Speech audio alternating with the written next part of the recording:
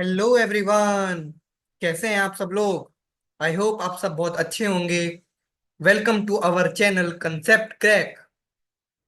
हम सब जानते हैं हमने अपना चैप्टर नंबर 1 कंप्लीट कर लिया था अपने लास्ट लेक्चर में। आई होप आप सबको अच्छे से समझ में आ गया होगा और आपने अच्छे से प्रैक्टिस करी होगी। तो चलिए आज के लेक्चर में जैसा कि मैंने आपको कहा था कि मैं आज के लेक्चर में क्या कवर अप करूंगा आपके। मैं आपके लिए आज आज के लेक्चर में लाया हूँ कुछ सीबीएसई प्रीवियस ईयर क्वेश्चंस। इस चैप्टर के कौन से chapter? Chapter number 1 real numbers.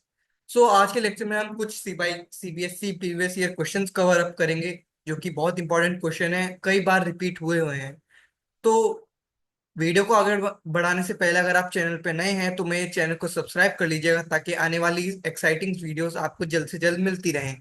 और अगर वीडियो पसंद आए तो लाइक कर दीजिएगा, कमेंट कर दीजिएगा और अपने फ्रेंड्स को भी शेयर कर दीजिएगा ताकि उनको भी मैथ्स में एक अच्छी हेल्प मिले, एक अच्छी गाइडेंस मिले। ठीक है, तो स्टार्ट करते हैं अपना आज का लेक्चर। तो आज का लेक्चर बहुत ही सिंपल और बहुत ही इंटरेस्टिंग होने वाला है। आप कंसंट्रेशन अपना पूरी स्क्रीन के ऊपर रखिएगा। So let's start. First question आपको क्या दिखाई दे रहा है? चलिए साथ में पढ़ते हैं फर्स्ट क्वेश्चन। हम्म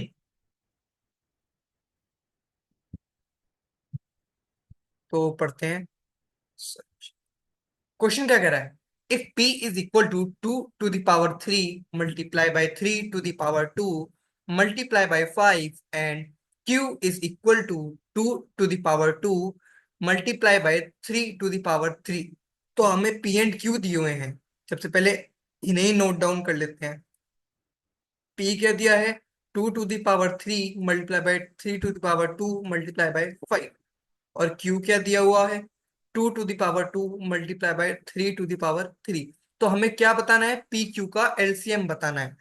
तो अगर आपको याद हो, अगर आपने ध्यान से फर्स्ट लेक्चर देखा हो इस चैप्टर का, तो मैंने आपको फर्स्ट लेक्चर में ही बताया था कि जब हम एलसीएम निकालते हैं तो एलसीएम में हमेशा हाईएस्ट पावर लेते हैं, और जब हम एचसीएफ निकालते हैं तो एचसीएफ में लोएस्ट पावर लेते हैं, मतलब उल्टा हिसाब होता है। एलसीएम में हाई पावर लेते हैं। अगर आपको ध्यान नहीं आ रहा है तो जाके अपना फर्स्ट लेक्चर देखिए, उसमें मैंने आपको क्लियरली बताया है। अगर आपने फर्स्ट लेक्चर नहीं देखा है तो मैं डिस्क्रिप्शन में इस पूरे चैप्टर की लिंक डाल दूंगा, हर लेक्चर का, आप वहां से देख सकते हैं। लेते हैं एंड एचसीएफ में लोएस्ट पावर लेते हैं।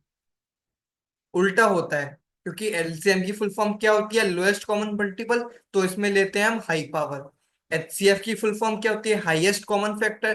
तो हाई का उल्टा क्या होता है? लो। तो एचसीएफ में लेते हैं हम लो पावर। सिंपली हमें इस क्वेश्चन में ये करना है। तो एलसीएम पूछा है तो एलसीएम में मतलब हम कौन सी पावर लेंगे? ये जो नंबर्स दिए हैं इनकी हम लेंगे हाई पावर। कौन सी पावर लेंगे? High power. ठीक है, तो चलिए हाई पावर ले लेते हैं। तो सबसे पहले हम पी देखते हैं। LCM of P and Q. तो इन दोनों में आप हाईएस्ट पावर देखिए 2 की क्या आ रही है, क्योंकि पी एंड क्यू का बोथ का एलसीएम निकालना है तो इनका ना इन दोनों में कॉमन आना चाहिए। तो इन दोनों में सबसे पहले देखिए कॉमन क्या आ रहा है। देखिए 2 भी आ रहा है, 2 बेस आ रहा है, 3 बेस आ रहा है, तो इसका मतलब 2 मल्टीप्लाई बाय 3। ये तो हमारे एलसीएम में आने वाला है। तो अब देखिए इन दोनों में 2 की हाईएस्ट पावर कौन सी है, क्योंकि हमें एलसीएम निकालना है और एलसीएम में कौन सी पावर लेते हैं? Highest power. तो बताइए इन दोनों में 2 की पावर किस में ज्यादा आ रही है? पी में आ रही है, और ज्यादा पावर क्या है 2 की?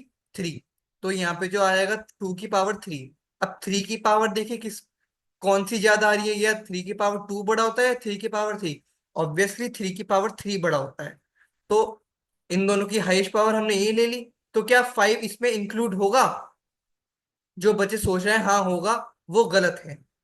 5 क्यों नहीं इंक्लूड होगा? क्योंकि एलसीएम की फुल फॉर्म क्या होती है? Lowest common multiple. इसका मतलब दोनों में कॉमन होने चाहिए नंबर। तो क्या 5 इसमें भी है? नहीं है। खाली 5 इसमें, तो इसका मतलब इन दोनों में 5 कॉमन नहीं आ रहा, इसलिए आंसर में हमारा 5 इंक्लूड नहीं होगा। तो ऑटोमेटिकली हमारे सी और डी ऑप्शन तो गलत हो गए। तो अब देख लेते हैं ये वाला ऑप्शन हमारा किस ऑप्शन से मैच कर रहा है, ए या बी में से। ए मैच कर रहा है ना, ध्यान से देखिए, 2 to the power 3 multiply by 3 to the power 3, तो इसका आंसर क्या हो गया? A option. बस आपको सिंपली एक बात ध्यान रखनी है कि एलसीएम में हम हाई पावर लेते हैं, एचसीएफ में लो पावर लेते हैं। आपका क्वेश्चन हो जाएगा। इजी क्वेश्चन था। देखिए सीबीएसई में 3 बार आया हुआ है, लेटेस्ट क्वेश्चन है 25 का। तो ये एक इंपॉर्टेंट क्वेश्चन है। ठीक है, चलिए बढ़ते हैं इसी के साथ आगे। बढ़े आगे। ठीक है, तो चलते हैं हम नेक्स्ट क्वेश्चन की तरफ। तो क्वेश्चन पढ़ते हैं। एक हमें नंबर दिया है 3 to the power n, where n is a natural number. एक हमें नंबर दिया है 3 to the power n, where n क्या है? इज अ नेचुरल, n एक नेचुरल नंबर है। तो वो कह रहा है ये जो 3 टू द पावर n है, वो किस डिजिट से एंड नहीं हो सकता। मतलब n की पावर कुछ भी रखें, तो जब n की पावर कोई भी नेचुरल नंबर रखेंगे तो जो आंसर आएगा वो किस डिजिट से एंड नहीं होगा। तो इसके लिए हम सिंपली एग्जांपल्स लेते हैं। हम मान लेते हैं n की पावर 1 है, तो 3 की पावर n को 3 की पावर 1, तो 3 की पावर 3। तो क्या 3 से एंड हो रही है डिजिट? हो रही है। तो उसका मतलब ये ऑप्शन तो नहीं हो सकता, क्योंकि हमें बताना है कौन सी डिजिट से एंड नहीं होगा, कैन नॉट। तो 3 से तो एंड नहीं, 3 से तो एंड हो रहा है, तो ये तो ऑप्शन नहीं हो सकता, क्योंकि हमें बताना है किससे एंड नहीं होगा, लेकिन 3 से तो एंड हो रहा है। तो अब रखते हैं n की पावर 2 रख के देखते हैं। तो 3 की पावर 2 क्या हो गई? 9। तो क्या 9 से एंड हो रहा है? हो रहा है ये भी, तो डी ऑप्शन भी होगा, क्योंकि हमें क्या निकालना है? जो एंड नहीं होगा। अच्छा, अब हम रखते हैं n की पावर 3। तो 3 टू द पावर 3 क्या हो गया? 27।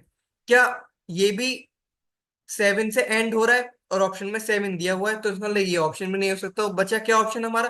5 ऑप्शन। अब आप n की वैल्यू कुछ भी रख लीजिए, और जब आप 3 टू द पावर n में n की वैल्यू रखेंगे तो वो कभी भी 5 से एंड नहीं होगा। ठीक है, तो ये सिंपल कंसेप्ट था। ऐसा ही क्वेश्चन मैंने आपको एक्सरसाइज 1.1 में कराया था। जहां तक मुझे ध्यान है, उस एक्सरसाइज का सेकंड लास्ट क्वेश्चन था। उसमें 6 टू द पावर n था, और वो किससे डिजिट नहीं, किससे एंड नहीं हो रहा था? 0 से। ऐसे ही यही क्वेश्चन। ठीक है, और ये देखिए ये भी 2 साल में आया हुआ है, लगातार 2 साल आया था, 2023 एंड 24 में। तो इजी क्वेश्चन था, बहुत इजी था। तो ये था हमारा आंसर। तो आंसर क्या हुआ? 3 to the power n can never end with the digit 5। ठीक है, तो ये हमारा हो गया आंसर। तो ऑप्शन नंबर बी। समझ में आया सबको? आई होप कोई परेशानी नहीं आ रही होगी, काफी इजी क्वेश्चन है। ठीक है, तो बढ़ते हैं नेक्स्ट क्वेश्चन की तरफ अपने। चलिए नेक्स्ट क्वेश्चन क्या कह रहा है। अब प्राइम नंबर है। सबसे पहले आपको पता होना चाहिए प्राइम नंबर्स क्या होते हैं। पता है सबको, मैंने फर्स्ट लेक्चर में ही बताया था। प्राइम नंबर्स जिनके एग्जैक्टली 2 फैक्टर्स होते हैं, which has exactly 2 factors, one and number itself. सबको पता है, अपनी छोटी क्लास में ही पढ़ के आए हैं, और मैंने फर्स्ट लेक्चर में भी आपको बताया था। तो ऐसे नंबर जिनके सिर्फ 2 ही फैक्टर्स होते हैं, एक तो 1 और एक नंबर इटसेल्फ। For example 2। भाई इसके जब हम फैक्टर्स करेंगे तो एक तो 1 आएगा और एक 2 आएगा, क्योंकि 1 इंटू 2 2, और 2 इंटू 1 जा 2। तो इसके अलावा तो इसके कोई फैक्टर्स बनेंगे नहीं, तो क्या है? एक, ये एक प्राइम नंबर है। तो अब ऑप्शन पढ़ते हैं, ऑप्शन में क्या कह रहा है। अब प्राइम नंबर है, प्राइम नंबर के पास क्या होते हैं? एग्जैक्टली 2 प्राइम फैक्टर्स होते हैं। चलिए इसे अभी बाद में पढ़ते हैं। Exactly 1 prime factor, at least 1 prime factors, या एटलीस्ट 2 प्राइम फैक्टर्स। क्या कम से कम 2 प्राइम फैक्टर्स होते हैं? नहीं। कम से कम का क्या मतलब बैठता है कि कम से कम इतने होंगे, मतलब इससे ज्यादा भी हो सकते हैं? नहीं। भाई प्राइम नंबर के एग्जैक्टली 2 फैक्टर्स होते हैं ना। ये कम तो हो सकता है, लेकिन ज्यादा, इससे ज्यादा तो नहीं हो सकते ना, 2 से ज्यादा। तो यहाँ पे क्या आता है? एट मोस्ट 2 प्राइम फैक्टर, मतलब ज्यादा से ज्यादा 2 हो सकते हैं। एटलीस्ट नहीं आएगा, कम से कम 2 हो सकते हैं? नहीं भाई, 2 ही होते हैं, 2 से ज्यादा तो पॉसिबल है ही नहीं प्राइम नंबर्स के फैक्टर्स। तो इसका मतलब ऑप्शन डी तो हमारा हो गया गलत। एटलीस्ट 1 प्राइम फैक्टर, ये ऑप्शन कुछ, एटलीस्ट क्या, कम से कम 1 प्राइम फैक्टर होगा, ये भी बात कुछ सही नहीं लग रही। अब आप एक बात ध्यान दीजिए, कि जो प्राइम नंबर्स होते हैं उसमें मैंने आपको क्या बताया, एक तो वन होता है और एक नंबर इटसेल्फ होता है। तो जो नंबर इटसेल्फ होगा क्या वो भी एक प्राइम नंबर ही होगा? बिल्कुल, क्योंकि जो हम नंबर ले रहे हैं वो भी तो एक प्राइम नंबर है, और मैंने यहाँ लिखा नंबर इटसेल्फ, तो वो अपने आप में एक प्राइम नंबर है। अच्छा, मैंने आपको ये बताया था वन कैसा नंबर होता है। क्या वन प्राइम होता है या कंपोजाइट होता है? जो सोच रहे हैं प्राइम होता है वो गलत है, और जो सोच रहे हैं कंपोजाइट होता है वो भी गलत है। तो वन क्या होता है? Neither prime nor composite. लेकिन हमें तो चारों ऑप्शन में सिर्फ प्राइम फैक्टर्स के बारे में बात करा है, तो उसका मतलब इन इसके प्राइम फैक्टर्स में वन तो इंक्लूड नहीं होगा, क्योंकि वन तो ना प्राइम होता है ना कंपोजिट। लेकिन ऑप्शन में तो पूछा है कि प्राइम फैक्टर्स के कितने होंगे, तो एटलीस्ट टू तो हो ही नहीं सकता, क्योंकि ज्यादा ही ज्यादा दो हो सकते हैं। क्या एटलीस्ट वन प्राइम फैक्टर होगा? मतलब कम से कम एक प्राइम फैक्टर होगा? नहीं भाई, कम से कम नहीं, एग्जैक्टली एक प्राइम फैक्टर होगा, क्योंकि वन तो ना प्राइम होता है ना कंपोजिट, और दो से ज्यादा प्राइम नंबर के प्राइम फैक्टर्स हो नहीं सकते। तो इसका मतलब ये ऑप्शन भी हमारा गलत हो गया। क्या एग्जैक्टली टू प्राइम फैक्टर्स होंगे? नहीं भाई, सिर्फ एक प्राइम फैक्टर होगा, वो होगा नंबर इटसेल्फ, क्योंकि प्राइम नंबर के एक तो प्राइम फैक्टर्स में वन आता है और नंबर इटसेल्फ आता है। तो वन तो ना प्राइम होता है ना कंपोजिट। हाँ, नंबर इटसेल्फ होता है, वो प्राइम फैक्टर होता है उसका एग्जैक्टली। तो इसका मतलब प्राइम नंबर का एग्जैक्टली एक प्राइम फैक्टर होता है। तो इसका मतलब ऑप्शन ए भी गलत हो गया, क्योंकि ये क्या करे एग्जैक्टली टू प्राइम फैक्टर्स नहीं। तो ऑप्शन क्या बचता है हमारा? बी। और ये ऑप्शन बिल्कुल सही बैठ रहा है, क्योंकि एग्जैक्टली वन प्राइम फैक्टर। क्या प्राइम नंबर का एग्जैक्टली वन प्राइम फैक्टर होता है? जी हाँ बिल्कुल, और वो क्या होता है? Number itself. तो इसका ऑप्शन क्या हो गया? Option number B, exactly one prime factor. I hope आपको समझ में आया हो, काफी इजी क्वेश्चन। एक बार और मैं डाउट सॉल्व कर देता हूँ कि हमने वन क्यों नहीं लिया। क्योंकि आप ऑप्शंस में देखिए, इसने इसने सारे सारे ऑप्शंस में प्राइम फैक्टर्स का जिक्र करा है। तो प्राइम नंबर के एग्जैक्टली मतलब ज्यादा से ज्यादा दो फैक्टर्स हो सकते हैं, एक तो होता है वन और एक होता है नंबर इटसेल्फ। मैंने आपको फर्स्ट लेक्चर में बताया था। तो वन तो हम जानते हैं ना, तो प्राइम होता है ना ही कंपोजाइट। तो क्या वन इसके प्राइम फैक्टर्स में शामिल होगा? नहीं होगा, क्योंकि वन तो ना प्राइम होता है ना कंपोजाइट। तो हमारे पास क्या बचा? सिर्फ एक प्राइम फैक्टर बचा, वो क्या होता है? Number itself. तो इसका मतलब प्राइम नंबर्स का एग्जैक्टली एक प्राइम फैक्टर होता है। टू, ये जो मैंने लिखा है एग्जैक्टली टू फैक्टर्स, ये तो इसकी डेफिनेशन लिखी है प्राइम नंबर्स की, कि एग्जैक्टली टू फैक्टर्स होते हैं। लेकिन अगर आपसे पूछे कि प्राइम नंबर के कितने प्राइम फैक्टर्स होते हैं, तो आप लिखेंगे one. Exactly one prime factor होता है, और वो क्या होता है? Number itself. आई होप आपको कोई दिक्कत नहीं होगी। तो इसका आंसर क्या हो गया? Option number B. ठीक है, तो ये हो गया इसका आंसर। ये भी लेटेस्ट क्वेश्चन है सीबीएसई 2025 का। इजी क्वेश्चन है, बस आपको अच्छे से लैंग्वेज पढ़नी है। अगर हल्की सी भी आपने लैंग्वेज पढ़ने में गलती करी तो ये क्वेश्चन गया, और इजी वन मार्क्स जो आपको मिले थे वो आपके गलत हो। ठीक है, तो बढ़ते हैं अब हम नेक्स्ट क्वेश्चन की तरफ। हाँ, तो ये एक अच्छा क्वेश्चन है, ये एक अच्छा क्वेश्चन है, इंपॉर्टेंट है। तो क्वेश्चन पढ़ते हैं। तो पढ़ते हैं क्वेश्चन। क्वेश्चन पढ़िए सब बच्चे। क्वेश्चन क्या कह रहा है?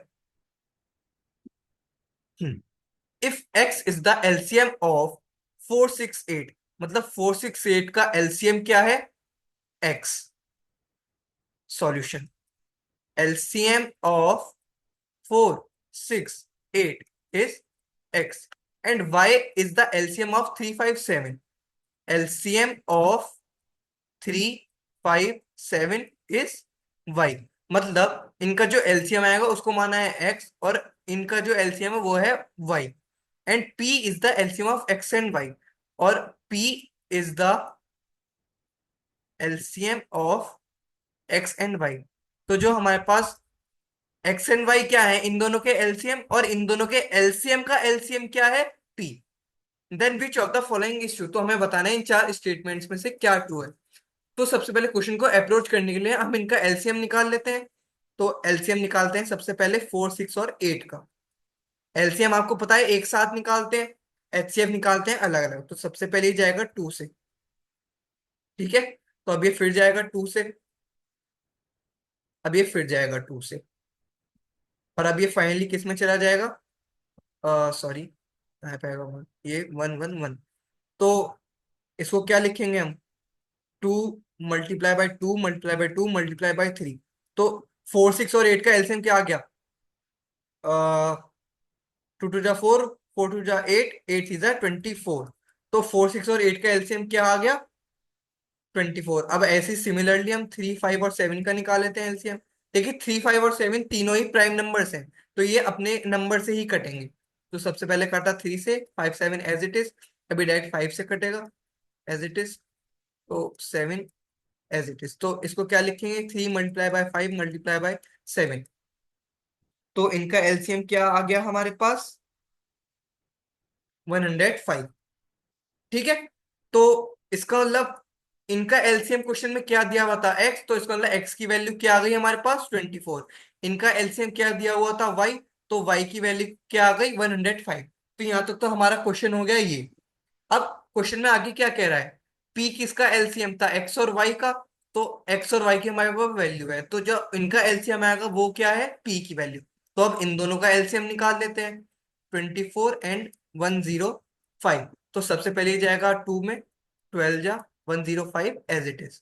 तो अभी दोबारा जाएगा 12 में, 105, और ये जाएगा 3 में, 5। अभी जाएगा 3 में, 1, और 3 3 जा 9, 3 5 जा 15। और अब ये फाइनली हमारा चला जाएगा किसमें, 7 में, 5 जन, और ये हमारा चला जाएगा 5 में। तो इनका एलसीएम क्या आ गया, 2 multiply bye 2 multiply bye 2 multiply by 3 multiply bye 7 multiply by 5। तो जब हम इसको मल्टीप्लाई करेंगे तो हमारे पास क्या आ जाएगा, ये आ जाएगा हमारे पास 840। और 840 क्या है, हमारी पी की वैल्यू, क्योंकि पी क्या था, LCM of X and Y, और LCM of X and Y क्या थे, 24 and 105। तो हमने इनका एलसीएम निकाल लिया, वो क्या आ गई हमारी, पी की वैल्यू। आई होप आपको समझ में आ रहा होगा मैं यहाँ पे क्या कर रहा हूँ। ठीक है।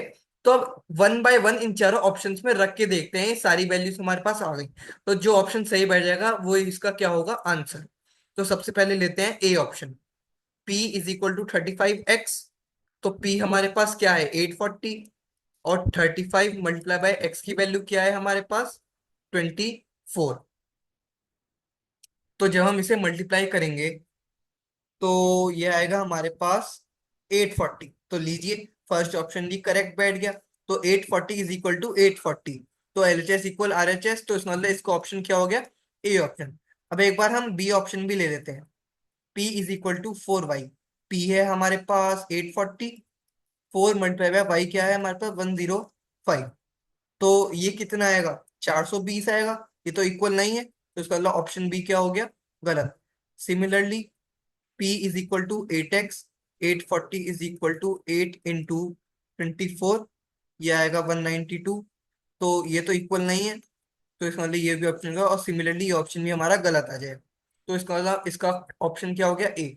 तो एक बार मैं रिवाइज कर रहा हूँ मैंने क्वेश्चन में क्या करा है। हमें क्वेश्चन में कहा था कि 4 6 और 8 का एलसीएम है एक्स, और 3 5 7 का एलसीएम है वाई, और पी क्या है, एक्स और वाई का एलसीएम है। मतलब पी क्या है, इन दोनों नंबर्स के एलसीएम का एलसीएम है। Then which of the following is true. तो सबसे पहले हमने क्या करा, इनका 4 6 और 8 का एलसीएम निकाल लिया, तो वो क्या आ गई हमारी एक्स की वैल्यू, क्योंकि एक्स क्या दिया था, इनका एलसीएम। सिमिलरली हमने 3 5 और 7 की वैल्यू निकाल ली, वो क्या आ गई, वाई की वैल्यू। और पी क्या दिया हुआ था, इन दोनों का एलसीएम। तो इन दोनों का एलसीएम निकाल के वो क्या आ गई, पी की वैल्यू। अब हमने वन बाय वन हमने ऑप्शंस में रखा, तो जब हमने वन बाय वन ऑप्शंस में रखा तो हमारा ए ऑप्शन सही बैठ रहा है। इसमें एलएचएस इक्वल आरएचएस आ गया। ठीक है। तो इसका मतलब हमारा ए ऑप्शन क्या हो गया, यहाँ से करेक्ट हो गया। तो इसका ऑप्शन क्या है, ऑप्शन नंबर ए। अच्छा क्वेश्चन था, 3 मार्क्स में ये क्वेश्चन आया था, और 3 साल आया हुआ है, देखिए 22 24 और लेटेस्ट क्वेश्चन 25। ठीक है। तो मैं आपको ऑलमोस्ट सारे लेटेस्ट क्वेश्चन लाया हूँ जो सीबीएसई 2025 में आए हुए हैं। ठीक है, आई होप आपको समझ में आया होगा ये क्वेश्चन। ठीक है। तो बढ़े अपने नेक्स्ट क्वेश्चन की तरफ। तो बढ़ते हैं अपने नेक्स्ट क्वेश्चन की तरफ। क्वेश्चन पढ़ते हैं। ये भी सीबीएसई का क्वेश्चन है, 2018 और 25, ये भी लेटेस्ट है। क्वेश्चन पढ़ते हैं, find the smallest number which is divisible by both 644 and 462। तो हमें एक ऐसा नंबर बताना है, स्मॉलेस्ट नंबर होना चाहिए जो कि क्या हो, दोनों से ही डिविजिबल हो। तो क्या आपको यहाँ पे कुछ एलसीएम की फीलिंग नहीं आ रही? क्योंकि हमें एक स्मॉलेस्ट कॉमन मल्टीपल चाहिए। भाई इन दोनों से डिविजिबल मतलब क्या है, वो इन दोनों में कॉमन हो, और स्मॉलेस्ट का मतलब क्या है, लोएस्ट हो। तो लोएस्ट कॉमन मल्टीपल मतलब हम क्या निकाल देंगे, इन दोनों का एलसीएम। वही क्या हो जाएगा, इसका आंसर हो जाएगा। तो एलसीएम ऑफ 644 एंड 462, सॉरी,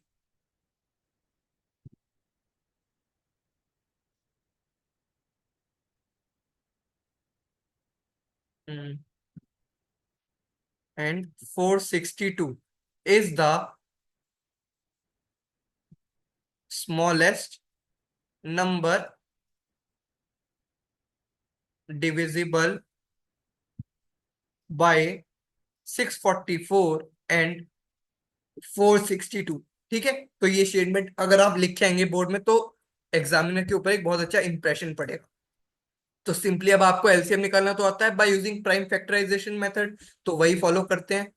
सो 644 462, सबसे पहले ये किससे कटेगा, टू से।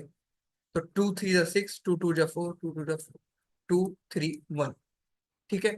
तो ये तो नहीं कटेगा अब टू से, लेकिन ये कट जाएगा। तो 2 1 2, 2 6 12, 2 1 2, और ये 2 3 1 एज इट इज।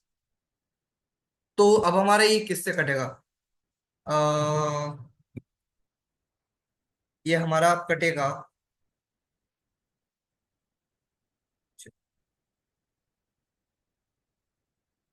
तो ये हमारा अब कट रहा है 6। अगर हम डिविजिबिलिटी फॉलो करें,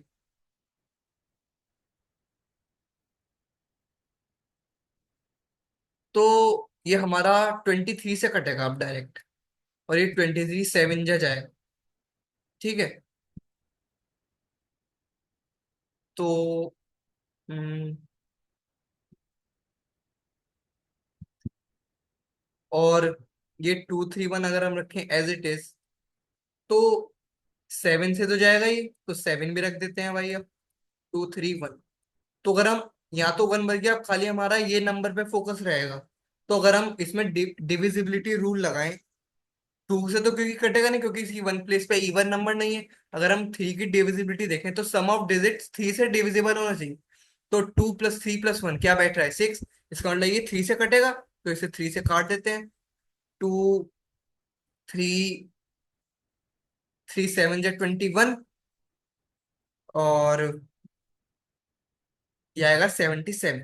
ठीक है। तो ये हमारा फिर 7 से कट जाएगा, 11, और ये फाइनली हमारा किससे कट जाएगा, 1 से। तो ये क्या आ गया हमारा एलसीएम, अब इसे लिख लेते हैं। 2 × 2 × 3 × 7 × 11 ठीक है। तो जब हम इसको मल्टीप्लाई करेंगे तो हमारे पास क्या आएगा, तो ये बन गया 12 × 49 एंड × 11 × 23। तो जब आप इसे सॉल्व करेंगे तो हमारे पास क्या आंसर आ जाएगा, 21,252। ये क्या हो गया, इन दोनों नंबर्स का एलसीएम। तो इस क्वेश्चन में ऐसा क्या था, इस क्वेश्चन में सिर्फ ये था, ये नंबर्स काफी बड़े थे, तो आपको थोड़ा सोचना पड़ेगा कि ये नंबर किससे कटेगा। ठीक है। इसमें और कुछ नहीं था। तो यही क्या हो गया आंसर। तो उसका मतलब ऐसा स्मॉलेस्ट कौन सा नंबर है जो बोथ इनसे डिविजिबल होगा, तो वो क्या नंबर है, 21,252। ठीक है। तो आई होप आपको कोई दिक्कत नहीं होगी इस क्वेश्चन में। चले आगे, तो बढ़ते अपने नेक्स्ट क्वेश्चन की तरफ। बढ़े, तो बढ़ते हमने नेक्स्ट क्वेश्चन की तरफ। हाँ। तो ये नेक्स्ट क्वेश्चन है, काफी इंपॉर्टेंट क्वेश्चन है। ये लेटेस्ट सीबीएसई में आया हुआ है। ठीक है। तो क्वेश्चन पढ़ते हैं, two numbers are in the ratio 4:5 and their HCF is 11, find the LCM of these numbers. तो हमें दो नंबर्स दिए हुए हैं, उनकी रेशियो दी हुई है, और उनका एचसीएफ क्या दिया हुआ है, 11। तो जब दो नंबर्स रेशियो में दिए हैं, तो क्या हमें 4x और 5x मान लें? Let solution, let the two numbers be 4x and 5x, है ना? तो अब आप सब जानते हैं, मैंने आपको फर्स्ट लेक्चर में भी बताया था कि जो HCF होता है वो क्या इन नंबर से छोटा होता है, क्योंकि मैंने आपको एक रिलेशन बताई थी, HCF greater than numbers. First lecture में देखिए LCM। और मैंने आपको एक बात और बताई थी, जो HCF होता है वो नंबर्स का फैक्टर होता है। तो इन दोनों नंबर्स में एक ऐसा कॉमन फैक्टर बताइए जिसमें हम x की वैल्यू रखें तो इन दोनों में वो कॉमन आ जाए। और मैंने आपको बताया था कि HCF क्या होता है, इन नंबर्स का फैक्टर होता है, और HCF हमारा है 11। तो क्या हम x की वैल्यू को 11 रख सकते हैं? बिल्कुल रख सकते हैं, क्योंकि जब आप x की वैल्यू 11 रखेंगे तो हाईएस्ट कॉमन फैक्टर उसमें 11 ही आएगा, क्योंकि जब हम x की value put x is equal to 11, तो फर्स्ट नंबर क्या बन जाएगा हमारे पास? 44 बाई 4 इंटू 11। और सेकंड नंबर क्या बन जाएगा हमारे पास? 55 5 इंटू 11। तो जब आप इनका HCF निकालेंगे तो क्या दोनों में हाईएस्ट कॉमन फैक्टर 11 ही नहीं आएगा? तो आप इस क्वेश्चन को इस तरह से समझिए कि जो HCF होता है वो नंबर्स का एक फैक्टर होता है, क्योंकि according to this relation HCF किससे छोटा होता है? नंबर से। तो अगर HCF नंबर से छोटा है, इसका मतलब जो इनके प्राइम फैक्टर्स होंगे नंबर के, उसमें 11 भी आएगा, क्योंकि आप ये सब करके देख लीजिए। 44 ये 11 से जाएगा, 11 से ये गया। सिमिलरली हम करते हैं 55, 5 11 जा, 11 1 जा, तो क्या इन दोनों नंबर के प्राइम फैक्टर्स में इसका HCF ही नहीं आ गया? और दोनों में कॉमन हाईएस्ट है, तो इसका मतलब अगर आपको क्वेश्चन में कुछ इस टाइप का दिया हो तो x की वैल्यू क्या रख देते हैं हम? 11, क्योंकि HCF भी क्या होता है? गिवन नंबर्स का एक फैक्टर होता है। और मैंने आपको याद हो, ऐसे ही मैंने कुछ आपको चैप्टर नंबर 2 में पढ़ाया था पॉलिनोमियल्स में, कि फैक्टर होता है उसको हम पुट कर देते हैं एक्स की जगह। सिमिलरली यहीं पे है। तो आप ज्यादा गहराई में ना जाके आप सिंपली ये याद रखिए कि जो HCF होता है वो गिवन नंबर्स का क्या होता है? फैक्टर होता है। इसका मतलब जो HCF होता है वो एक्स की वैल्यू ही दी होती है।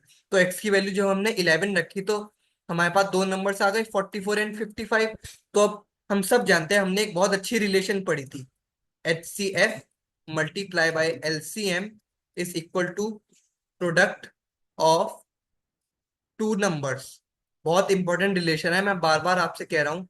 हर साल एक ना एक क्वेश्चन इस रिलेशन के ऊपर आता है। और देखिए इस साल भी आ गया CBSE 2025 में। तो हमें क्या करना है? सिंपली वैल्यू पुट करनी है। भाई HCF क्या है हमारे पास? 11। LCM हमें निकालना है, और दो नंबर्स हमारे पास क्या है? 44 मल्टीप्लाई बाई 55। तो LCM हमारे पास क्या आ जाएगा? 44 मल्टीप्लाई बाई 55 अपॉन 11। 11 फोर जा 44, तो 55 ये आ जाएगा हमारे पास 220। ठीक है। तो हमारे पास LCM क्या आ गया इनका?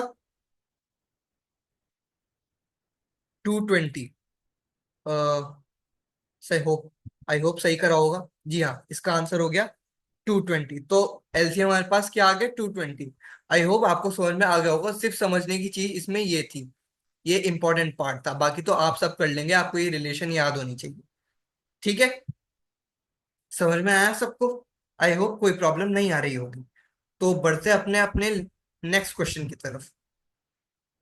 आज का लास्ट क्वेश्चन बहुत इंपॉर्टेंट क्वेश्चन है। देखिए, कल के लेक्चर में मैं आपको एक्सरसाइज कराई थी कि हमें क्या प्रूफ करना होता है नंबर्स को इर्रेशनल, और उसी के ऊपर आ गया क्वेश्चन। और देखिए कितना इंपॉर्टेंट क्वेश्चन है, 4 साल में आया हुआ है। CBSE 2020, 23, 24, 25, मतलब ये वेरी इंपॉर्टेंट क्वेश्चन है, लेकिन इजी मेथड है। तो चलिए शुरू करते हैं। तो हम सबसे पहले क्या करते थे, जो हमें नंबर दिया है उसको हम क्या मान लेते थे कि वो रेशनल नंबर है। Let 5√3 plus 2/3 is a rational number. ठीक है, इस हमने क्या मान लिया? Rational number.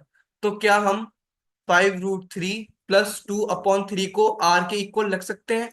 Where R is equal to P/Q, क्योंकि रेशनल नंबर्स ऐसे नंबर होते हैं जिनको हम P/Q की फॉर्म में लिख सकते हैं। तो इस नंबर को भी हम P/Q की फॉर्म में लिख सकते हैं, और P/Q को मैंने क्या मान लिया?